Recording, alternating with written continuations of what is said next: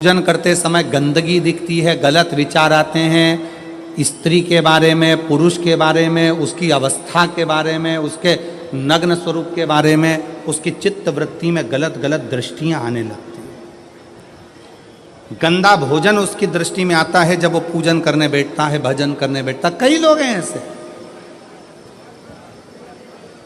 और जिनकी भी दृष्टि में इस तरह की अगर बातें आ रही हैं कि मैं पूजन करने बैठी हूँ, मेरी गलत सोच हो रही है, गलत विचार आ रहे हैं, इस चक्कर में वो पूजन करना बंद कर देती है, इस चक्कर में पूजन करना बंद कर देता है, मंदिर जाना बंद कर देता है कि मैं मंदिर जाऊंगा, गलत सोचने में आएगा, गलत दृष्टि में आएगा। गलत कर नहीं रहा है ना, उसने किसी स्त्री को गलत दृष्टि से देखा, ना उसने कभी किसी पुरुष को गलत दृष्टि से देखा, ना उसने कभी मांसाहार करा, ना कभी उसने मदिरापान करा, ना कभी उसने गलत काम किया। उसके बाद भी वो पूजन करने बैठा, वो अच्छी जगह पर बैठा और उसकी दृष्टि में गलत विचार आने लगे। कहीं मांस दिख रहा है, कहीं मदिरा दिख रही है, कोई स्त्री दिख रही है, कोई पुरुष दिख रहा है, कोई वस्त्र विहीन दिख रहा है, कोई ऐसा दिख रहा है, कोई गलत कृत्य में दिख रहा है, उसके विचार दृष्टि में वो आ रहा है। और कई बार लोग परेशान हो जाते हैं कि गुरुजी ऐसा क्यों हो रहा है, हम तो अच्छा करने के लिए गए, हम तो मंदिर गए, हम तो भगवान के भजन करने के लिए गए, हम तो स्मरण करने के लिए गए, फिर हमारी चित्त वृत्ति में ये कैसे आ रहा है, हमारी सोच में ये कैसे आ रहा है, हमारे विचार में ये कैसे आ रहा है। और जब शिव पुराण कहती है राजा चित्ररथ की बुद्धि में भी यह गलत विचार आ गया था, केवल संसार के मनुष्य की बुद्धि में नहीं, राजा चित्ररथ की बुद्धि में भी यह विचार आ गया था। ये शिव महापुराण की कथा कर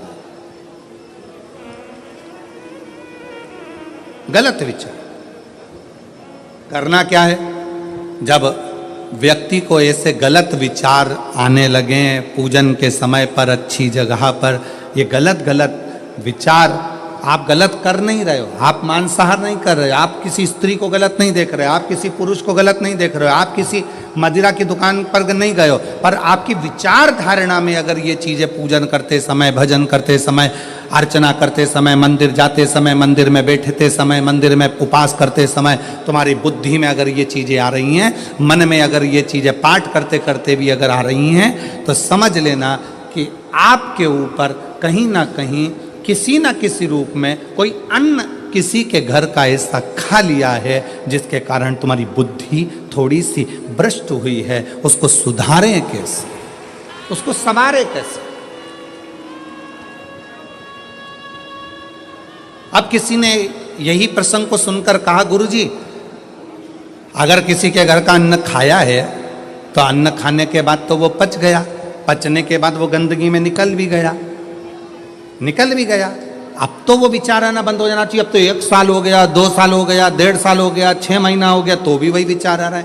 तो हमारा निवेदन है, भोजन करने के बाद भोजन पच जाता है, भोजन करने के बाद भोजन समाप्त भी हो जाता है, पर उस भोजन से जो रक्त की 4 बूंदें बनती हैं वो इस शरीर में दिन रात तुम्हारे मरते दम तक दौड़ती रहती है, शरीर में वो रक्त की बूंद चलती रहती है। इसलिए विचार 1 साल, 2 साल, 4 साल, 6 साल, 15 साल ऐसे चलते रहते हैं।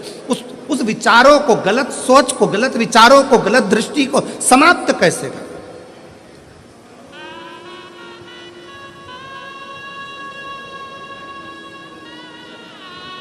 राजा चित्ररथ का चरित्र कर, तब राजा चित्ररथ ने गलत विचार से पार्वती जी और शिव जी को देख लिया, गलत विचार से।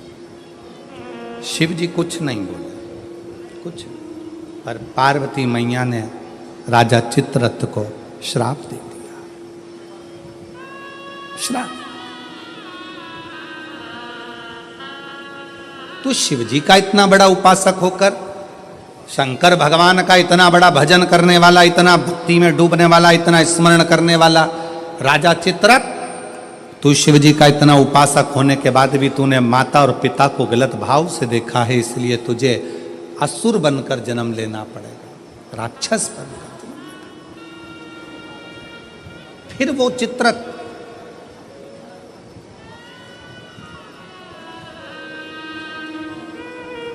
वृत्रासुर के रूप में जन्मा। क्या नाम हुआ था उसका? वत्रासुर, जिसको इंद्र ने मारा था दधीचि ऋषि की अस्थियों से। गलत विचार। क्या करा जाए? राजा चित्ररथ को जब श्राप लग गया असुर बनने का, राक्षस बनने का, तो राजा चित्ररथ ने हाथ जोड़कर शिवजी से पूछा, मेरी मुक्ति का साधन बताओ। शंकर भगवान नहीं बोले। चित्ररथ तुमरुका जी के पास गया। तब तुमरुका जी जो वक्ता हैं, तुमरुका जी जो कथा कह रहे हैं, तुमरुका जी जो भगवान शिव का गुणगान कर रहे हैं, वो तुमरुका जी ने कहा, चित्ररथ एक काम कर, कामधेनु गाय का दूध का घृत ला और उस घृत से तू शिव का अभिषेक कर, शंकर का अभिषेक।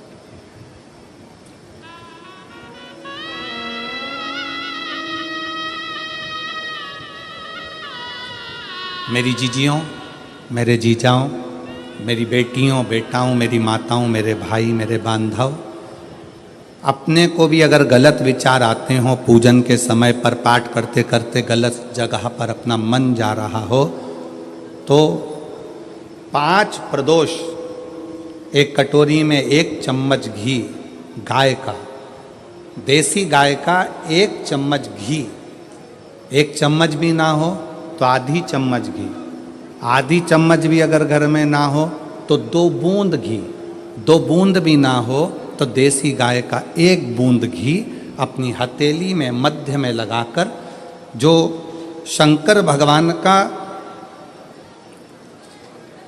भगवान शिव जी का जो शिवलिंग होता है, उस शिवलिंग के ऊपर के भाग पर अपनी हथेली को रखकर, और जो अशोक सुंदरी वाली जगह है उस जगह पर अपनी हथेली का घर्षण करना चाहिए।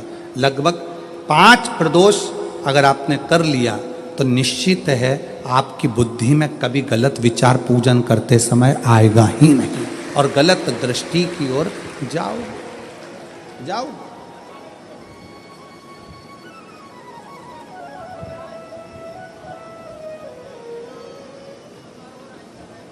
वेद लक्षणा गाय, देसी गौ माता का घृत जीवन को एक आनंदता देता है। आनंद।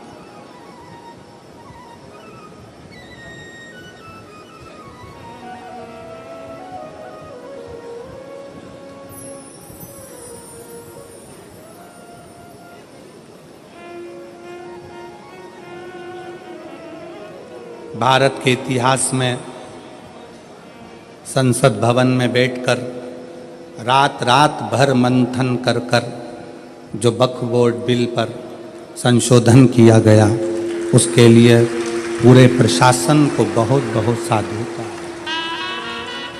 बहुत साधु। अब ये सब होने के बाद एक संसद में एक बात और पारित हो जाए कि गौ माता की हत्या बंद हो जाए, इससे बढ़कर कोई सुख, उससे बढ़कर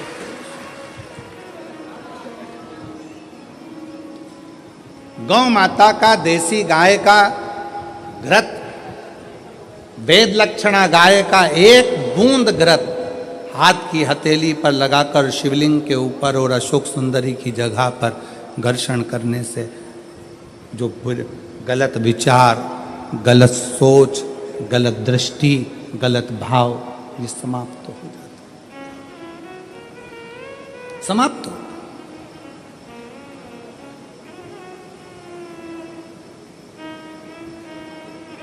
जिसने दिल से शिव की आराधना, राजा चित्ररथ ने पूछा है,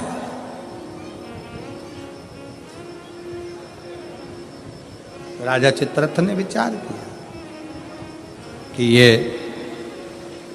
राजा चित्ररथ कह रहे हैं कि मुझे बताओ कि मेरी मुक्ति कैसे हो, मोक्ष कैसे होगा। मैंने तो गलत सोच लिया, मैंने तो गलत विचार कर लिया, मैंने तो गलत दृष्टि रख ली, मेरी बुद्धि में तो ये गलत भाव आ गए, मुक्त कैसे। कल की कथा में कहा था,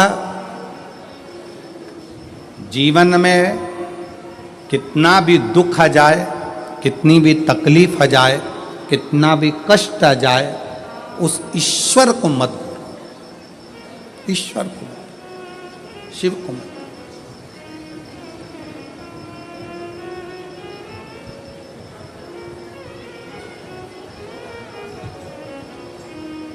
उसको हर पल याद करते हो, उसको हर क्षण स्मरण करते हो, हर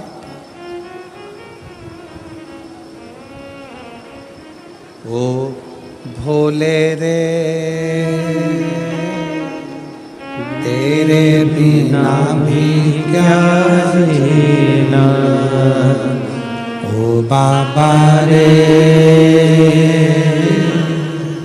तेरे बिना भी क्या जीना, फूलों की कलियों में, काशी की गलियों में, फूलों की कलियों में, काशी की गलियों में, तेरे बिना कुछ कहीं ना, तेरे बिना भी क्या जीना, ओ बाबा रे तेरे बिना भी क्या जीना, ओ शंभू रे तेरे बिना भी क्या जीना, फूलों की कलियों में, काशी की गलियों में, फूलों की कलियों में, काशी की गलियों में, तेरे बिना कुछ कहीं ना, तेरे बिना भी क्या जीना, ओ बाबा रे तेरे बिना भी क्या जीना, ओ शंभू रे तेरे बिना भी क्या जीना।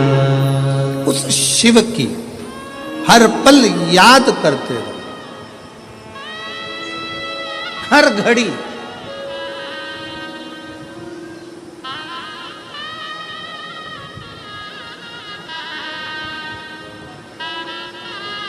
रामायण किस किस ने देखी है टीवी पर? रखो। रामायण किस किस ने पढ़ी है? रामायण किस किस ने सुनी है? राम कथा किस किस ने सुनी है?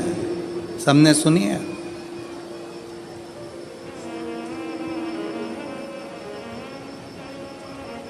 राम जी पर ऐसा कौन सा दुख था जो नहीं आया? विचार करिएगा। राज सिंहासन मिलने वाला था और 14 वर्ष के लिए, बोलो बोलो जम के बोलो, बन। आप कहते हो थोड़ा सा दुख आ गया, मेरी दुकान नहीं चल रही, मेरी नौकरी नहीं लग रही, मेरी सर्विस नहीं लग रही, मैंने इतनी मेहनत करी, सफलता नहीं मिल रही। अरे जिसके पास में सिंहासन आने वाला था, रात की रात उसको 14 वर्ष के लिए वन जाना पड़ जाता है। 14 वर्ष के लिए कितना बड़ा दुख होगा, जरा याद करिएगा। 14 वर्ष के लिए वन के लिए निकलते और थोड़े समय के बाद सूचना मिल जाती है कि पिता शांत हो जाते हैं, बाप पिता चले जाते हैं, बाप चले, पिता चले गए। दुख देखिए, सिंहासन गया, अपना राज्य गया, अपना गांव छोड़ना पड़ा, वन वन डोलना पड़ा, पिता चले गए। और दुख देखिए, आगे चलते हैं तो धर्म पत्नी भी चली जाती है। दुख देखिए, दुख। आप एक एग्जाम पास नहीं करते हो, माँ बाप ने आपको पाल पोस कर बड़ा करा और एक एग्जाम पास नहीं कर पाए, कोचिंग करने गए थे पुणे, कोचिंग करने गए थे कोटा, कोचिंग करने के लिए गए थे दिल्ली, कोचिंग करने गए थे मुंबई, कोचिंग करने के लिए गए थे लातूर, कोचिंग करने गए थे हैदराबाद। एक सब्जेक्ट नहीं निकल पाया, अंदर से टूट गए और 20-25 साल के बेटे होकर, बेटी होकर, 25 साल के बेटा बेटी होकर रस्सी बांधकर सुसाइड कर लेते हो, जहर की पुड़िया खा लेते हो, पानी में डूबकर मर जाते हो। विचार करना उस परमात्मा की जिंदगी में कितना दुख आया, हिम्मत नहीं हारी, आखिरी तक संघर्ष करते रहे, तो आखिरी में अयोध्या के राजा बनकर विराजमान हो गए। और आज के बेटा बेटी, जरा सा पति ने कुछ कह दिया, बहू का मुख खुल गया, जाकर मायके बैठ गई, अदालत में केस लगा दिया, इतना दुख दे रहे हैं, मेरी सास इतना दुख दे रही है, मेरे घर के लोग इतना दुख दे रहे हैं, मेरे परिवार वाले इतना दुख दे रहे हैं। अरे भगवान से प्रार्थना करना कि बहुत अच्छे लोग मिले हैं, ना जाने किस्मत में और कितना दुख लिखा होगा। दुख चाहे यहां लिखा वहां लिखा, उसको भोगना तो पड़ेगा, भोगना।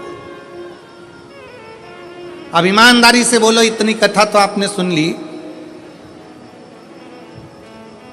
आपको भी अपने दुख के समय पर ढेर सारे महाराज मिलते हैं, ढेर सारे लोग मिलते हैं, और आप सबसे कहते हैं मेरा हाथ देखकर बता दो मेरा भाग्य क्या कह रहा है, मेरी पत्री का देखकर बता दो मेरा भाग्य क्या कह रहा है, मेरे घर का ग्रह क्या कह रहा है, मेरे जीवन में इतना दुख है।